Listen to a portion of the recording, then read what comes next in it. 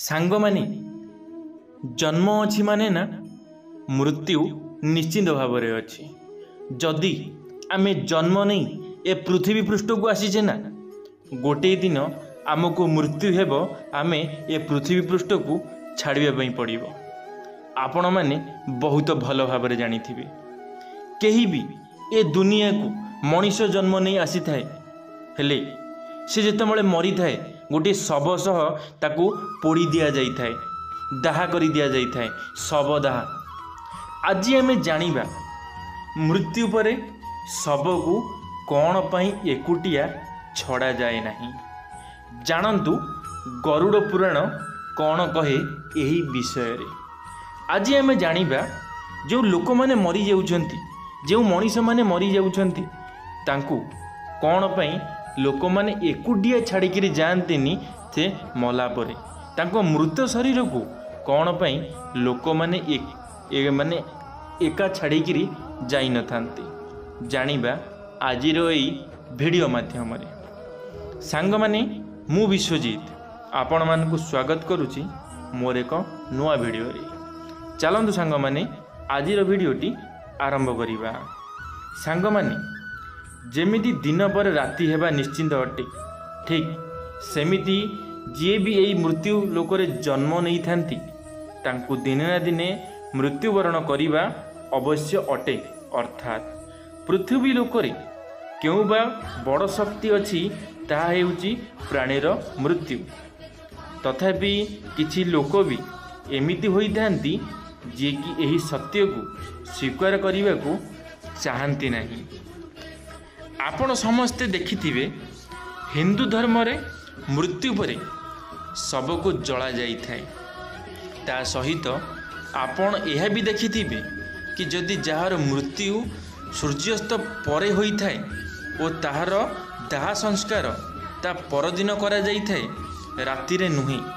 एमिति रे लक्ष्य करिथिबे कोनोसी परिवार रे जदि कहार मृत्यु संध्या परे होई थाए तो तार शव को एकुटिया छड़ा जाई न थाए।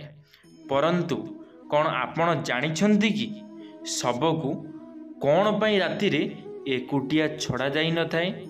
तेबे आसंतु जानिबा आजिर एई वीडियो माध्यम रे। यह विषय रे गरुड़ पुराण रे विस्तार भाव रे वर्णना करा जाइछि। सांग माने आमर धर्म रे मृत्यु परे शव को एकुटिया कौन पाई छड़ा जाई न थाए। आउ एहा मध्य जानी रखंतु जे केबे केबे अथवा केउ परिस्थिति रे शवर अंतिम संस्कार करा जाई न थाए किंबा किछि समय पई रखा जाई थांती।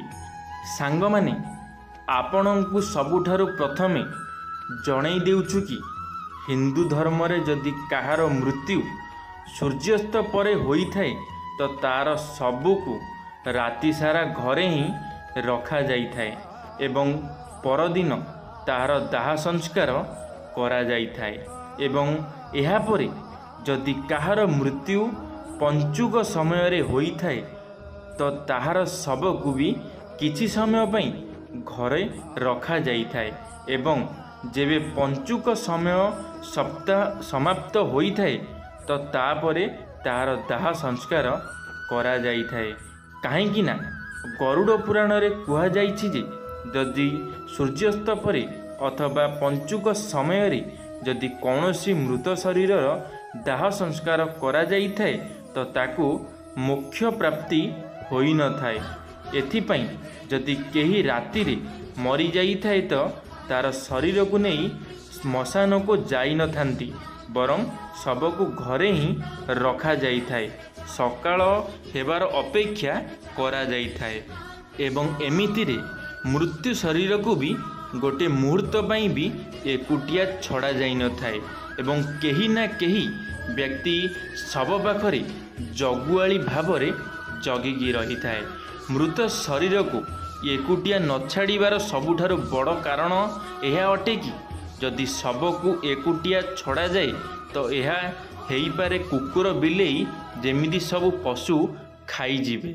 एवं गरुड़ पुराण अनुसारे एमिति हेले मृत आत्मा को जमलोक रे मार्गरे बहुत कष्ट सहिबाकू पड़ी थाए। ତାହା ସହିତ ଏମିତି ମାନା ଯାଉଥିବା କି ଯଦି ଶବକୁ ଏକୁଟିଆ ଛାଡ଼ି ଦିଆଯାଏ ତେବେ ସେଥିରୁ ଗନ୍ଧ ଆସିବାକୁ ଲାଗିଥାଏ। ସେଥିପାଇଁ ଏହା ଜରୁରୀ ହୋଇଥାଏ କି ସେଠାରେ କେହି ନା କେହି ବ୍ୟକ୍ତି ବସି ରହିଥାଏ ଏବଂ ଧୂପକୁ ଶବର ଚାରିପଟେ ଜଳେଇ ରଖିଥାଏ, ଯାହାଦ୍ୱାରା ଶବରୁ ଆସୁଥିବା ଦୁର୍ଗନ୍ଧ ଚାରିଆଡ଼କୁ ନ ବ୍ୟାପୁ। ଗରୁଡ଼ ପୁରାଣ ଅନୁସାରେ ଭଗବାନ ବିଷ୍ଣୁ ଗରୁଡ଼ ପଚାରିବାରୁ କହିଥିଲେ ଯେ, ହେ ପକ୍ଷୀରାଜ, ଏହା ସବୁ ପରେ ଯଦି କାହାର ମୃତ୍ୟୁ ହୋଇଯାଇଥାଏ ଏବଂ ତାଙ୍କର କେହି ବି ସନ୍ତାନ ନଥାନ୍ତି, ଏମିତି ସମୟରେ ବି ଶବକୁ ରଖାଯାଇପାରେ ଯେଉଁ ପର୍ଯ୍ୟନ୍ତ ତାଙ୍କର ପୁତ୍ର କିମ୍ବା ପୁତ୍ରୀ ନ ଆସିଯାଏ। କାହିଁକି ନା ଯେବେ ନିଜର ସନ୍ତାନ ମୃତ ଶରୀରକୁ ମୁଖାଗ୍ନି ନ ଦିଏ ତ ତାକୁ କେତେ ବର୍ଷ ପର୍ଯ୍ୟନ୍ତ ଏହି ମୃତ୍ୟୁ ଲୋକରେ ଭ୍ରମଣ କରିବାକୁ ପଡ଼ିଥାଏ।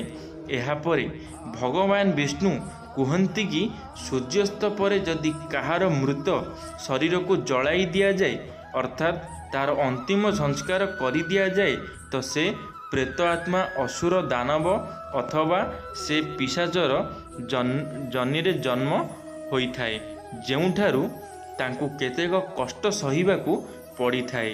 ଏଥିପାଇଁ ହିନ୍ଦୁ ଧର୍ମରେ ରାତିରେ ଅନ୍ତିମ ସଂସ୍କାର କରିବା ପାଇଁ ମନା କରାଯାଇଥାଏ।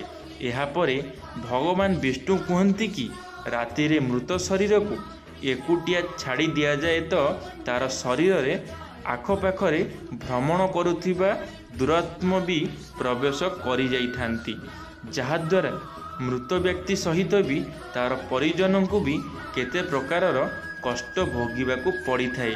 ତା ସହିତ ଏମିତି ବି କୁହାଯାଇଛି ଯେ ଶବକୁ ଏକୁଟିଆ ଏଥିପାଇଁ ଛଡ଼ାଯାଇନଥାଏ କାହିଁକି ନା ମରିଯାଇଥିବା ଲୋକର ଆତ୍ମା ସେହି ଜାଗାରେ ଭ୍ରମଣ କରୁଥାଏ ଏବଂ ନିଜର ପରିଜନମାନଙ୍କୁ ଦେଖୁଥାଏ।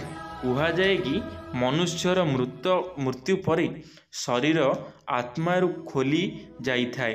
ଏହି କାରଣରୁ ସେହି ମୃତ ଶରୀରରେ କେବେ ବି ଖରାପ ଆତ୍ମା ପ୍ରବେଶ କରିପାରେ। ସେଥିପାଇଁ ରାତିରେ ଶବକୁ ଏକୁଟିଆ ଛଡ଼ାଯାଇନଥାଏ ଏବଂ କେହି ନା କେହି ଶବ ପାଖରେ ଜଗିକି ବସିଥାନ୍ତି। ହଁ ସାଙ୍ଗମାନେ, ଯଦି ଆପଣମାନେ ବି ଏମିତି କିଛି ଜାଣିଥିବେ ଯେତେବେଳେ କୌଣସି ଗୋଟେ କାହାର ମୃତ୍ୟୁ ହୋଇଥାଏ ତ ଲୋକମାନେ ସେମାନଙ୍କୁ ଜଗିକିରି ବସିଥାନ୍ତି। ସମସ୍ତଙ୍କ ମନରେ ଚିନ୍ତା ଥାଏ କି କ'ଣ ପାଇଁ ଜଗିକି ବସୁଛନ୍ତି, କ'ଣ ପାଇଁ ଲୋକମାନେ ଏତେ ଭିଡ଼ ରହୁଛନ୍ତି ଆଙ୍କ ପାଖରେ, କ'ଣ ପାଇଁ ଧୂପ ଦେଉଛନ୍ତି। ତ ଏହିସବୁ କାରଣ ପାଇଁ ଲୋକମାନେ ଜଗିକି ବସିଥାନ୍ତି, ଲୋକମାନେ ଧୂପ ମଧ୍ୟ ଦେଇଥାନ୍ତି। ଧନ୍ୟବାଦ ସାଙ୍ଗମାନେ, ଭିଡ଼ିଓଟି ଶେଷ ପର୍ଯ୍ୟନ୍ତ ଦେଖିଥିବାରୁ ଆପଣମାନଙ୍କୁ ଅଶେଷ ଅଶେଷ ଧନ୍ୟବାଦ। ଆଶା କରିବି ମୋର ଏ ଭିଡ଼ିଓଟି ଆପଣମାନଙ୍କୁ ନିଶ୍ଚିତ ଭାବରେ ଭଲ ଲାଗିଥିବ। ଯଦି ମୋର ଏ ଭିଡ଼ିଓଟି ଆପଣମାନଙ୍କୁ ଭଲ ଲାଗିଥିବ ଲାଇକ୍ଟିଏ କରିବେ, ସାଙ୍ଗମାନଙ୍କ ମଧ୍ୟରେ ସେୟାର ନିଶ୍ଚିତ ଭାବରେ କରିବେ, କମେଣ୍ଟ ବକ୍ସରେ ଆପଣମାନଙ୍କର ମତାମତ ରଖିବେ। ଯଦି ଆପଣମାନେ ଆମ ଟକିଂ ୱାର୍ଲ୍ଡ ୟୁଟ୍ୟୁବ୍ ଚ୍ୟାନେଲରେ ପ୍ରଥମ ଥର ପାଇଁ ଆମ ଟକିଂ ୱାର୍ଲ୍ଡ ୟୁଟ୍ୟୁବ୍ ଚ୍ୟାନେଲକୁ ସବସ୍କ୍ରାଇବ୍ କରି ବେଲ୍ ଆଇକନ୍କୁ ଅଲ୍ରେ କ୍ଲିକ୍ କରିବେ, କାରଣ ଆମ ଚ୍ୟାନେଲରେ ଯେବେ କିଛି ନୂଆ ମୋଟିଭେସନାଲ୍ ଭିଡ଼ିଓ ଛଡ଼ାଯିବ ଆପଣମାନେ ସର୍ବପ୍ରଥମେ ଦେଖିପାରିବେ। ଧନ୍ୟବାଦ ସାଙ୍ଗମାନେ। ଜୟ ଜଗନ୍ନାଥ, ଜୟ ମା ଶାରଳା, ଜୟ ଶ୍ରୀକୃଷ୍ଣ।